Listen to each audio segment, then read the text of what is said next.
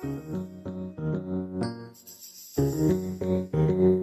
views and opinions expressed in this special program are not the views or opinions of Tropical Vibes 105.5 FM. Welcome to Leadership Empowerment. I am Dr. Bernard Young, Managing Director and Trainer at Genesis Leadership Institute, a management and leadership transforming entity operating right here in the Turks and Caicos Islands. Our sponsored program, Leadership Empowerment, is primarily focused in building leadership capacity and transformation to ultimately help leaders across all levels of engagement to successfully pilot change and navigate the many challenges of leading change, leading competition, and in leading complexity in a risk-oriented and diverse cultural, ethnic, and multilingual operating environment.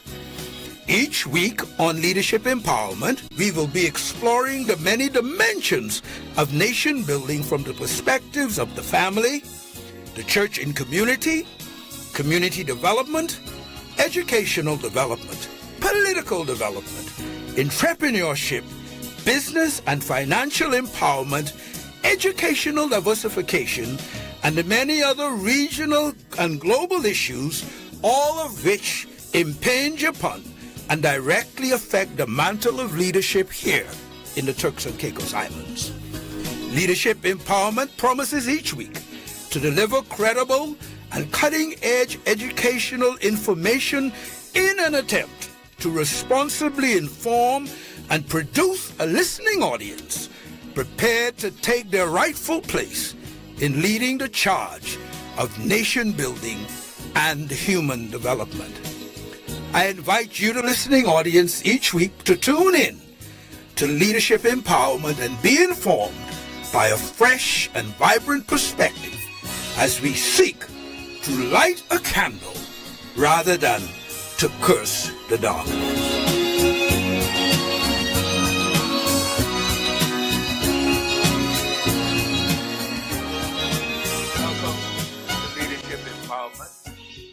Privilege to be on this program once again today. I'd like to open up with a word of prayer, and after which we'll plunge right in. Father, we thank you for your ever-present kindness and tender mercies towards us. Without you, this day could not be possible. You are the architect of life, the breadwinner of life. You bestow upon us good health, families, blessings of gainful employment, sound minds and bodies. We live in an essentially free country. The rule of law is applicable, and we have the protection of the state. We live in a world where we can have a free expression, opinion, can have a thought process that we can communicate and share. I thank you for this hour on Leadership Empowerment today as we examine nation building, but from the perspective of a state of readiness. Holy Spirit, guide my lips, guide my thoughts. Let everything done in this 1 hour be edifying to your people, to the nation, those in the international community that's listening by way of Facebook and the other platforms, that they may be enlightened, that we all may grow and prosper as we seek to build this nation. Thank you now, in the awesome name of Jesus Christ, your Son. Amen. Once again, thank you for tuning in to Leadership Empowerment today. We're specifically exploring the nation building theme, but more importantly, looking at a state of readiness, a state of readiness. What does it mean? What does it employ? What does it suggest? A state of readiness, why we must build in every situation of life, in every tragedy, why we must always be prepared with intentionality, why we must always be preemptive and proactive in our approach, why leading today, particularly leading a nation and building a nation, requires forward thinking, why we need this kind of mental thrust in the area of preparedness in every dimension of life. And we all know we just experienced the tragedy of a Category 5 hurricane, and we do know that many things point, when we look at the situation for all the planning and the preparation, many things point in the direction of the need for even more thorough planning and even more thorough preparation. And today we're going to just look at and examine some of the ways and means by which we can just be better prepared for whatever faces us as a people. Now, I always start and let you know that everything starts and begins with leadership. Leadership is a success component in every dimension of life. The nation would rise or the nation would fall based on the level of leadership. And I say this even from the perspective of being a British overseas territory. We will succeed or fail based on the level of leadership, whether the leadership is coming from Great Britain, whether the leadership is homegrown, whether the leadership comes from outside our territories and borders to assist or help.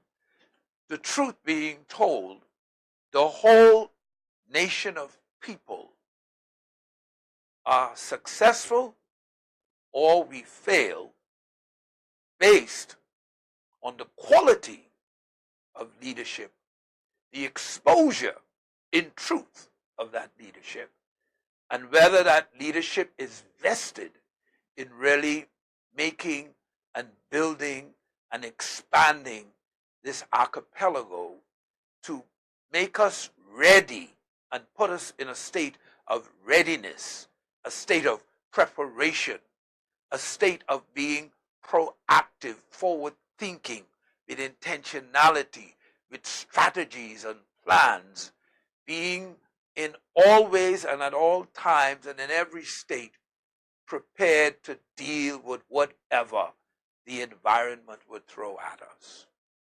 And to encapsulate the story today, or the program today, I want to give you a story, tell you about a story of tragedy, of devastation, one in which we can parallel our experience with Hurricane Irma 2, and we can begin to see how, firstly, there is nothing new under the sun that has not come and gone before. The story I would like to tell you about is a very familiar story, and I'm going to use a biblical narrative from the book of Nehemiah, where the city of Jerusalem was sacked, pillaged. It was ransacked and destroyed. The very best of the temple in Jerusalem was taken away to Babylon. The brightest and best of the brain trust. The old folk who were feeble, unable to participate in any way, were left to die and perish. The brightest and best, the young people, were held in captivity, taken off. All the royalty was destroyed and carried off as hostages to another place, Babylon, Shinar, as it's called in some instances. And the city was burned with fire. The walls of the city were incendiarized by the heat of an intense flame. And we all know what happens to rock when you put it under tremendous heat and under tremendous temperatures. The rock turns brittle. So we're all aware of this saga, this tragedy, this devastation. The biblical narrative is there for us to refer to if we're not familiar with it. But why I'm using it is because most of us here in Turks and Caicos Islands would be somewhat familiar with the book of Nehemiah and the book of the captivity of a people who were free, a people who bore the name of God. They were called the people of God, but many times they found themselves held in bondage, bitter bondage and captivity, because of their inclination and proclivity to always be in a state of rebellion, a state of hostility towards their Maker. And as a result, many times he allowed the enemy's combatant to invade and pillage and carry them off into captivity. But states of captivity does not last forever. God has a way of always meting out justice, but then he is also merciful. And part of that mercy program from the Almighty, he sends what is called a deliverer. A deliverer comes in the form of leadership. He raises up the leadership with a passion and a sensitivity to the degradation and the downfall of the nation.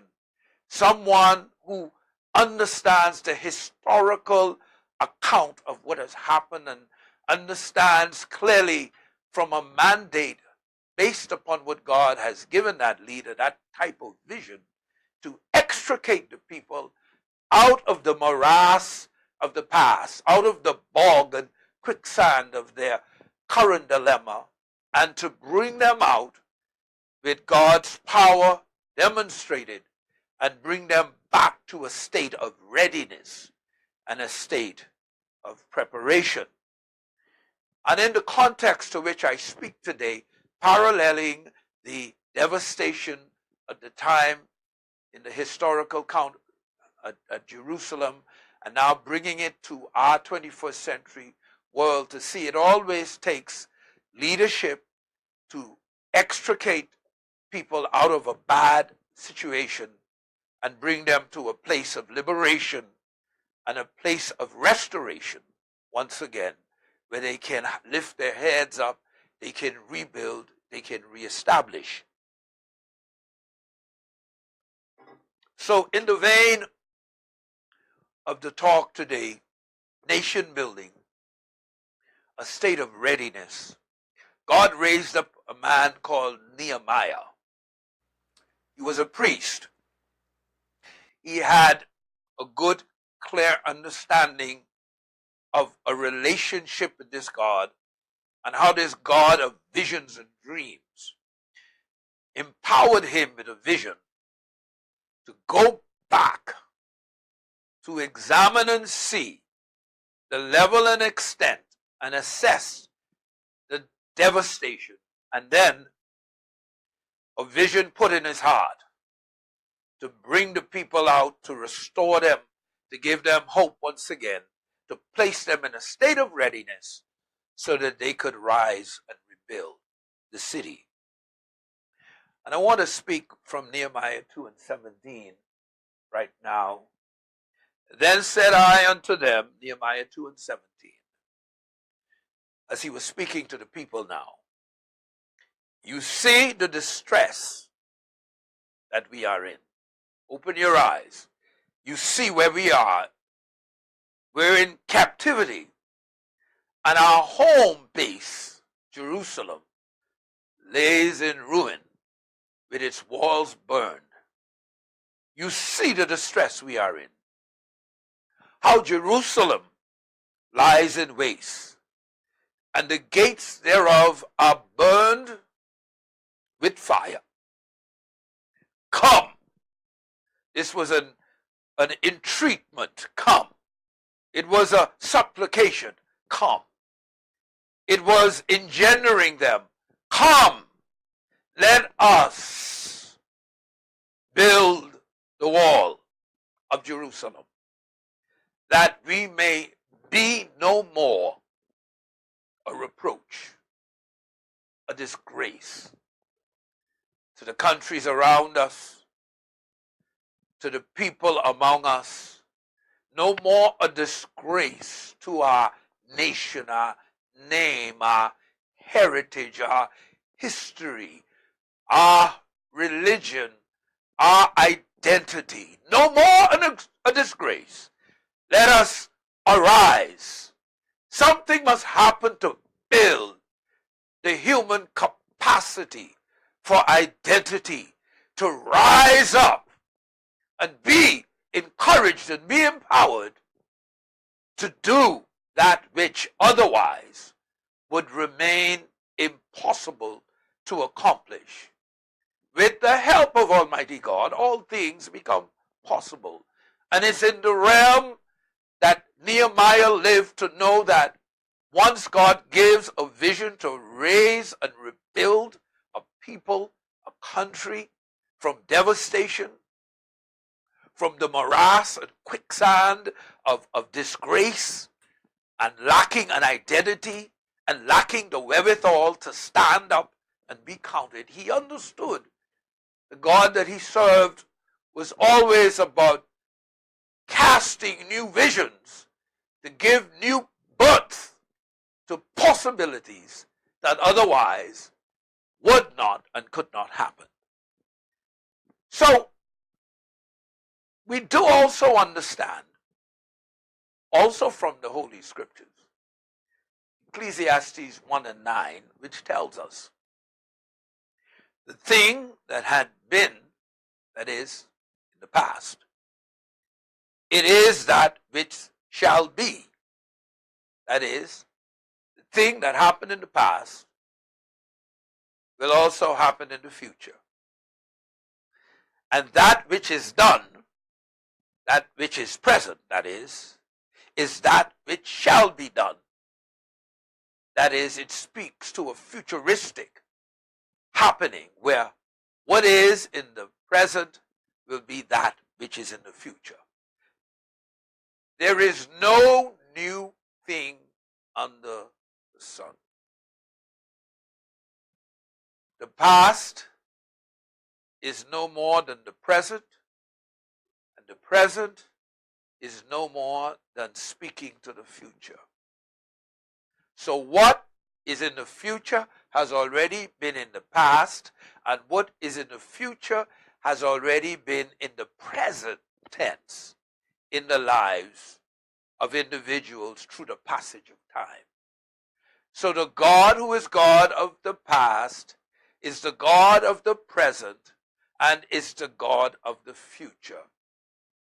God yesterday, the past, today, the present, forever speaking to the future. When we put this in proper context, Jerusalem was sacked many times. Anyone with an understanding of the past could see what was happening and what the future would be, that God would bring the people out of captivity and deliver them to a place of prominence, a place of prestige, a place of being reestablished and reaffirmed. Hurricanes are indeed a devastation. It's a devastation to the region. But hurricanes are not anything new. Based on where we are in the geographic hemisphere, there will always be hurricanes. As long as we live in the Turks and Caicos Islands, as long as we live in this region, we are a people subject to the force and the fury of hurricanes. So when we talk about a state of readiness, a state of preparation, a state of being intentional, a state of mindset that's proactive and preemptive and forward thinking, and not only forward thinking but able to grasp what must be done, clearly grasped in the present, what must be done in light of a repetitive and recurring disaster associated with our entire region. That's what I'm talking about today. Leadership in a state of readiness. Nothing new under the sun that has not come and gone before. And for us to be ready, proactive, preemptive, having intentionality, forward thinking, strategic planning, strategic direction, mobilizing the kind of human, financial, physical, informational resources to be able to put those resources and utilize them in such a way that there is a safety net already in place. Let the hurricanes come. Let the fury of the winds blow. We have a proactive, premeditated approach. We're not caught off guard. We're not scrambling in the last minute of an impending disaster. We're not like we're bereft, without a rudder, without an understanding of what to do. Like we are children tossed to and fro. We don't have a clear understanding. And that is where we're trying to go. We're trying to move away from that kind of response, reactionary response. And I was saying, you know something? We live in a zone that's subject to get hit every year. Heaven forbid. But should it happen, are we prepared to deal with it? Are we proactively, preemptively poised to say, hurricane blow, bring it on? We're ready. So, in a mindset of tragedy, what is a tragedy? Tragedies are nothing new to the human experience. A tragedy is a disastrous calamity or event that is so catastrophic, it leaves us gut-wrenched. It's gut-wrenching. Because of the catastrophe, the level of the catastrophe, the enormity of the catastrophe, it leaves us just spinning wheels. A tragedy can be any misfortune in the realm of human life and existence that can traumatize and render the persons or the country experiencing the tragedy in a state of helplessness, unable to cope due to the overwhelming magnitude of the tragedy experience. Tragedies can happen, as we know, on an individual, on a family, or a national level. In each age, in each new generation, check the globe, check your history, check our region. Tragedies result from flood, disease, fire, hurricanes, in some regions of the world, earthquakes, sickness, death is always with us as a tragedy. War, famine, financial distress, personal the relationship distress and hurricanes. There's all sorts of tragedies. And in the realm of human existence, here in the Turks and Caicos Islands, each time a tragedy takes place, it's almost as if we're not prepared for it. Though it happens constantly, there's always world news coming and beaming in about earthquakes in many places of the world, mudslides, people get buried under mud as a result of earthquakes, buried under rubble of concrete and stone, and all sorts of disasters that we are aware of. Yet, the hurricane disaster in our region always seems to have caught us not in a state of readiness. I know there are plans with NEMA and other bodies that do what they do to be as proactive as possible. But I'm talking about this thing from another level and another dimension. And I'm going to flesh out a little bit more of what I'm saying as I go more into the program today and begin to let us see why I'm suggesting we're not really in a state of readiness. The Nehemiah story, first of all, it shows us that a vision came to a man from God who saw the necessity to fully comprehend, fully assess, fully understand, fully wrap his mind around the size of the devastation in Jerusalem. A leader who emerged to understand the devastation of a people without identity, a people that is bereft of their homeland and what that was doing to them, understood that for people's minds to be re-energized, for people to be restored, the imagery of what represented their home had to be safeguarded, had to be rebuilt.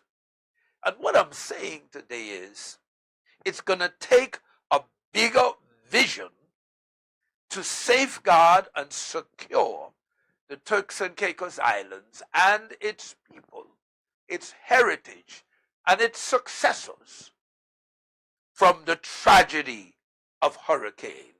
It's going to take something much more preemptive and proactive than what we have seen so far. What am I saying today to you? That we have to be now advocating for such things as this: a national strategic response related to stockpiling, for example, core building supplies, water, fuel, and some of the other essentials in the wake of every hurricane that seem not to be sufficient supplies of, or fair and just access to, without prices cutting people's throats. Is there the need now that we know we're in a hurricane belt and we're going to be visited and frequented by hurricanes? It's a frequent thing that's going to happen. Is it now time to come up with a national response, a national strategy, a national strategic direction, and start to stockpile water in sufficient quantities? It's not going to rot, so we could stockpile that. What about core building supplies? Peel and seal, plywood, basic building materials, the nature of which prices have gone through the roof during this most recent Hurricane Irma experience. And we saw many merchants that know better and should do better using the opportunity to maximize their prices and put people in a position that they had to pay out of their eye teeth for what otherwise should be accessible, so they could in turn secure their homes, they could secure their valuables and their families. I'm advocating here today that the time is upon us for us to think of some strategic stockpile. Gasoline prices went through the roof again. At a time when gas, when you check the world market on the price of oil, it's the lowest it's been in decades. But that was not reflected at the pumps during this most recent experience.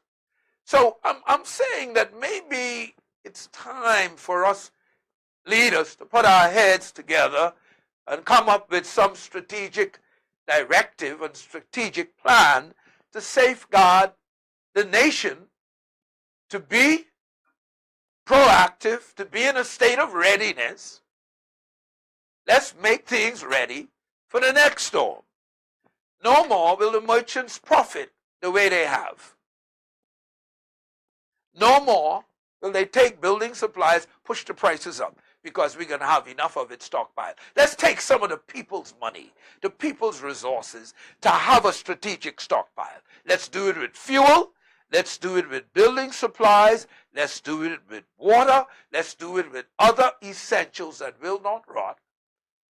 And during times of national disaster, during times of imminent hurricane threat, these resources are made available to the people at cost. I'm not advocating giving it to them free, but give it to them at cost. We're not in the business to make money off them.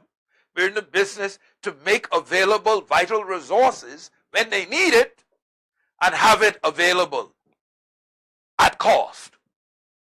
And have enough of it that there's enough for every island in the archipelago. Whatever you need is available.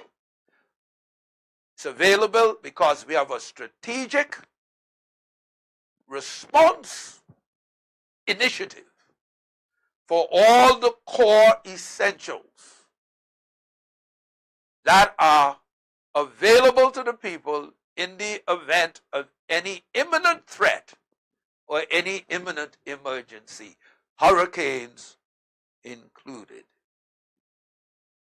That takes leadership. I'm not talking about being elected. I'm not talking about being appointed. I'm talking about leading. Whole different thing. Whole different ball game. I'm not talking about politics. I'm not talking about political parties. I'm talking about being good representation for the people of the Turks and Caicos Islands. That's what I'm advocating today. Nation building, a state of readiness. Only one dimension of readiness now. There are many dimensions, but today we're talking about the dimensions in the threat of imminent danger, of hurricanes and national emergencies, where prices of certain core items and essentials seem in the hands of the merchants. We can't trust it in their hands because they've shown where their heart really is. We place it in the hands of the people's representation, the seated government, whatever, purple, blue, yellow, green, orange, red, it matters not. What matters is that there is a strategic plan in place to protect the best interest of Turks and Caicos Islanders. That's the kind of leadership I'm talking about. The next area in this strategic dimension that we must begin to be premeditated about and preemptive about and with intentionality thrust right into it. we have to begin to understand we must advocate and demand stricter enforcement of our building codes and all the codes applicable in our hurricane belt environment, hurricane clips. Make sure the beams are tied to ensure the right PSI is with concrete that's poured, to ensure steel is in the right structures, to dismantle all the shanty towns, to remove them and demand them to be removed. Turks and Caicos Islanders who are benefiting from squatters on their land, who put up the shanty towns and pay the owners of the real estate rents for just being there. It's a devastation exposure for the country, and it is a possibility that you're aiding and abetting in the possible loss of life. Because when a storm comes, God blessed us this time, no lives were lost, no known lives were lost, that is, where there was no loss of life. But man, it's really deplorable when you begin to understand what is really happening with the aiding and abetting of some of our own people to help these untenable situations to exist. It is time for teeth to be in our laws, for the rule of law to rule supreme. Too much lawlessness, building codes not adhered to, people putting up buildings and other structures without town planning approval. These things ought not be. And the law should have sufficient teeth that it bites. And not because you're my cousin or my auntie or my sister-in-law or my brother-in-law. That we have to eradicate this caste system of how we operate. We have to eradicate it because it is contrary and not in the best interest of the Turks and Caicos Islands. We have to kill and dismantle and destroy this. It's killing us. It is destroying us. It is neutralizing every opportunity that we should have in terms of our development and our growth and our forward motion and our forward movement. It is time for us to move forward with a different mindset. It's also time now for us to look at draining the areas, the low-lying areas, putting proper drains in the areas we know always flood. I mean, that's proactive thinking. That's a state of readiness. That's placing things in a way and in a dimension that will create momentum and capacity in the future and save lives and allow us, after a storm, to be able to move to the length and breadth of the island with minimal flooding problems. Cars bogged down because of flooding in low-lying areas, in the main highways, in the main thoroughfares, can't move because of the circumstances on the roadways. It's just simple, basic, fundamental things that requires a state of readiness, mindsets that's ready to do something different, not to accept the same old, with the same old platitudes of reasoning why these things can't be. Certainly they're within the realm of our capacity to fix. And we need to now start to look to fix them. These are not hard issues. This is low-hanging fruit. I'm not talking about anything blue ocean. Low-hanging fruit within our reach, within our grasp to fix. A thorough analysis of the entire island of Providenciales and all the other islands, Grand Turk and everywhere else, where we need civil engineering transformation in the waterways, in the systems of the drains and everything, how we capture rainfall. All these things can begin to work in our favor if we are proactive and preemptive, and we have a forward-thinking and forward-thinking approach. These are basic areas of readiness. A national development plan, a strategic response for stockpiling, and advocating now for the law to be what it's supposed to be, to have teeth in our building codes. If we need to shuffle some people around, let's shuffle them around. Let's make some decisions, man. Let's do something different. I mean, if we expect something to change and we don't change, it says it's insanity, virtual insanity, to expect things to change if you don't change. How could we talk about change? Change that we can all believe in if we're not willing to make change a reality. Why don't we all become change agents to shift the atmosphere from what it is to the potential of what it could be? It's not going to happen by accident. It's not going to happen every 4 years by putting your X against someone's name. It's an individual citizenship responsibility and response to what must be done to change things across the board from what it is. It takes the involvement of the citizenship. Everyone. We are all concerned.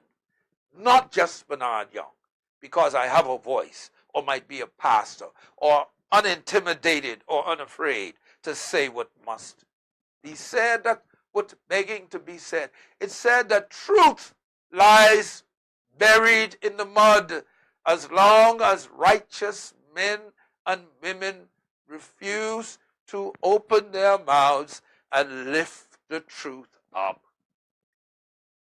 Darkness prevails in the absence of lifting up the light of truth. And this is part of the dilemma. I notice a strong proclivity for us not to want to touch that which is truthful, that which will bring light, illumination, revelation, liberation, and release. The truth sets us free. It has a liberating capacity. Why shy away from it? Why run from it when we should be running to it?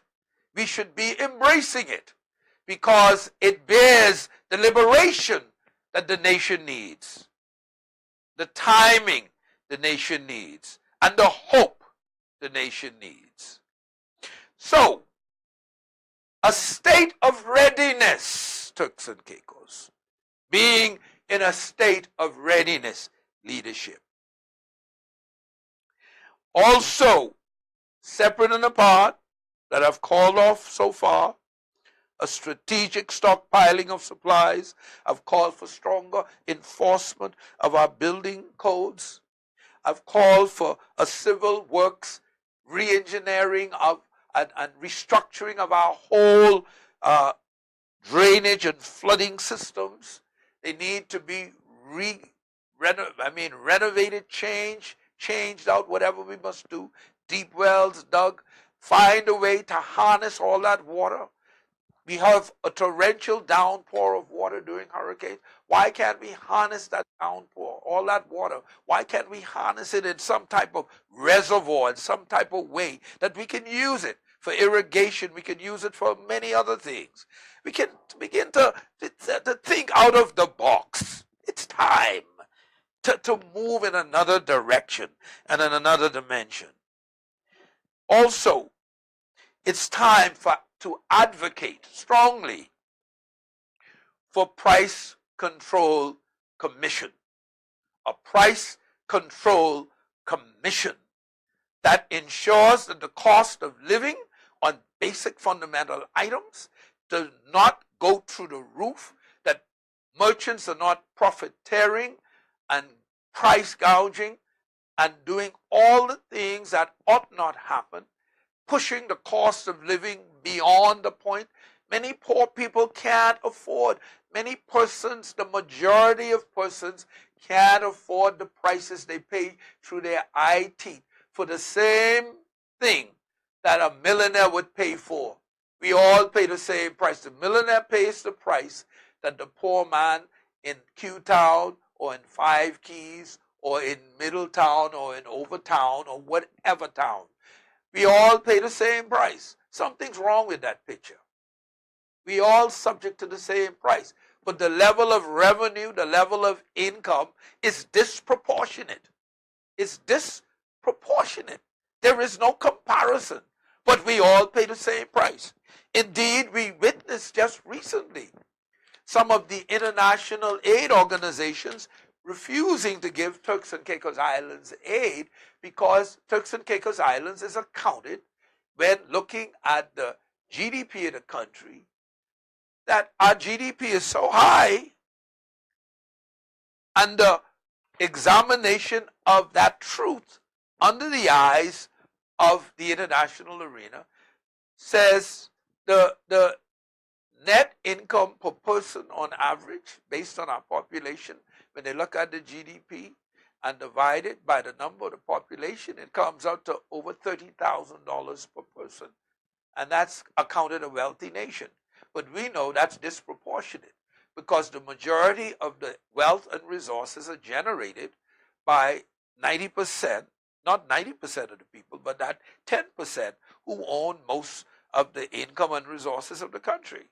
So their disproportionate wealth is touched and attached to the people, and a number tagged on the people to say that we can't give you aid because this number say you're a wealthy country. Wealthy for some, but not for all. And that's a bad measuring rod to use to determine if you're going to help or not help a country. What's so difficult with having a hurricane fund, a hurricane relief fund, where the government of this archipelago earmark millions of dollars, say $20 million or more, $40 million, for direct assistance and direct aid, but based upon truth of what the aid is for and who it's going to. Once again, we can't let that become botched up and only some people get to the detriment of others. Once again, what would have happened if $20 million was taken, or $20 million worth of stockpile plywood and peel and seal and roofing cement and all the things we need, water and gasoline, was available for direct benefit to the people? Because the duty exemption element, the people didn't benefit from that. The rich merchants did, and the people who have money to bring things in, they benefited. No customs processing fee, no customs duty. That benefited them.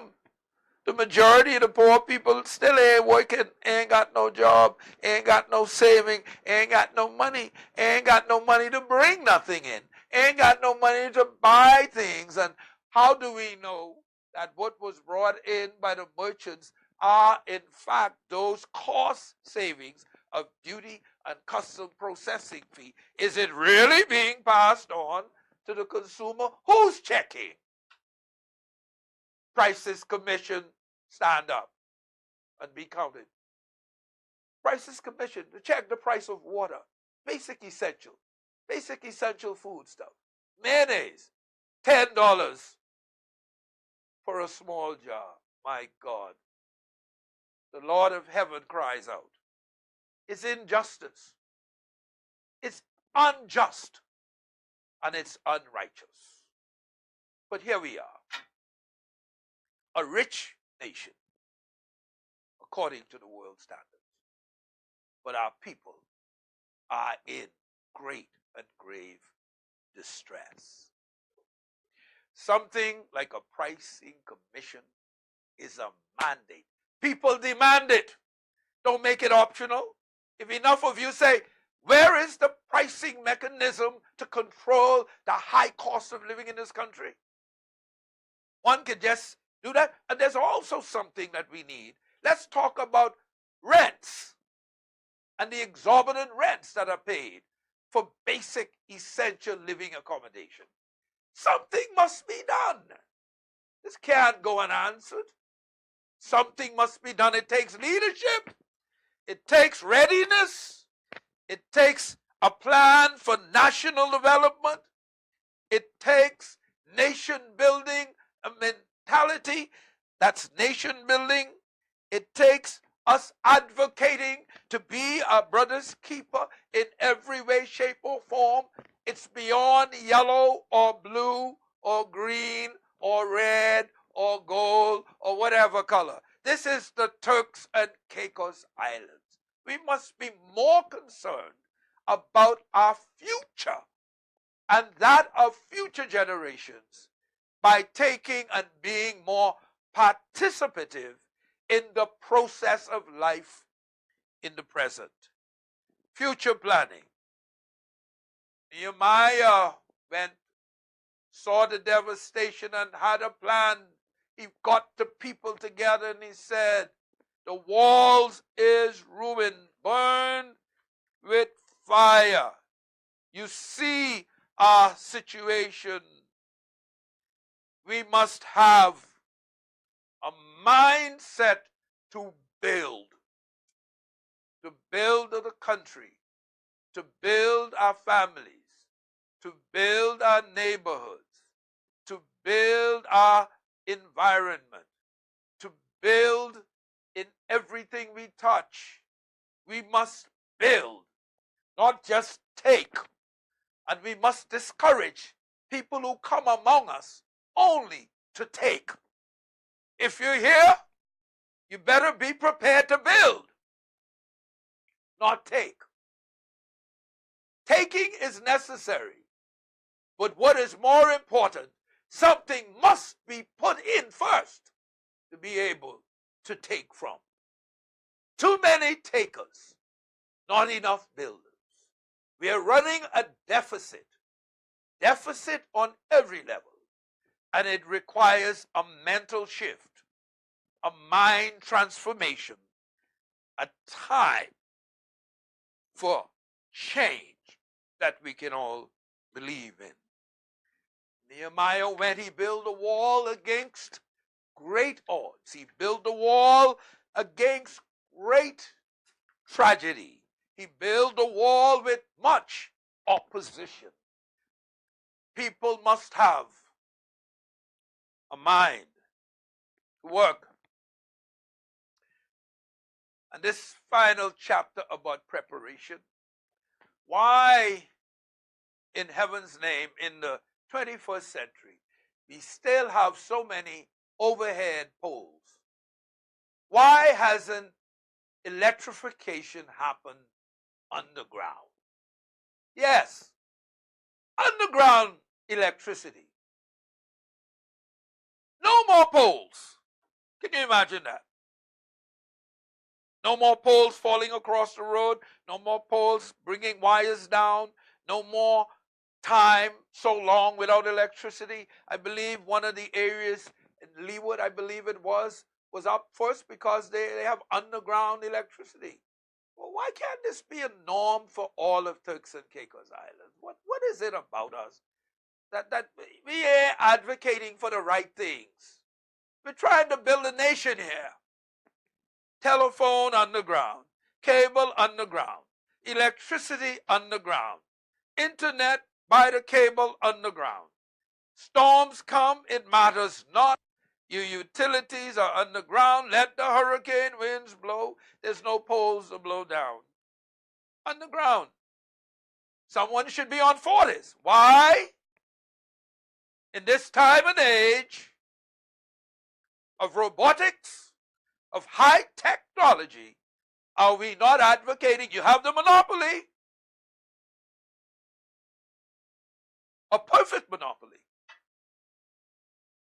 Underground. Leaders, underground. That's the modus of the moment. Lift us to another level. It's time. It's time.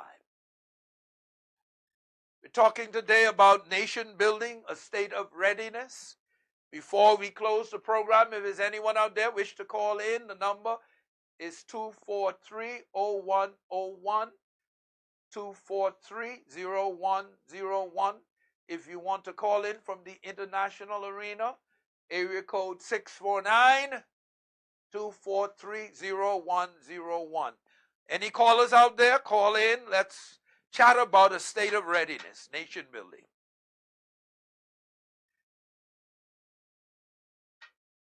Well, if there's no callers out there, I would close the program out with this addendum. Knowing is not enough. We must apply what we know. Willing is not enough. We must learn to do. Even the Word of God says, be ye doers of the word and not a forgetful hearer. For whoever is a forgetful hearer immediately forgets what type of person he really is. But when you look into the liberation of truth, the perfecting, maturing law of liberty, you don't forget. You x-ray yourself, you x-ray your circumstances, you x-ray your environment, you x-ray the state of readiness of your nation, and you begin to be a game changer. Wake up, everybody. No more sleeping in bed. No more backward thinking.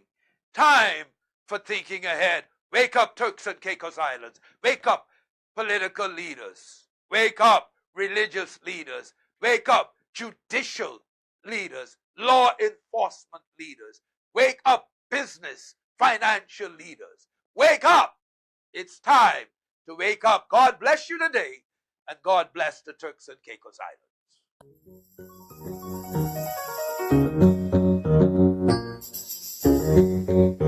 The views and opinions expressed in the preceding program are the show host, their guests and callers, and not the views or opinions of Tropical Vibes 105.5 FM. Thank you for tuning in to Leadership Empowerment this week.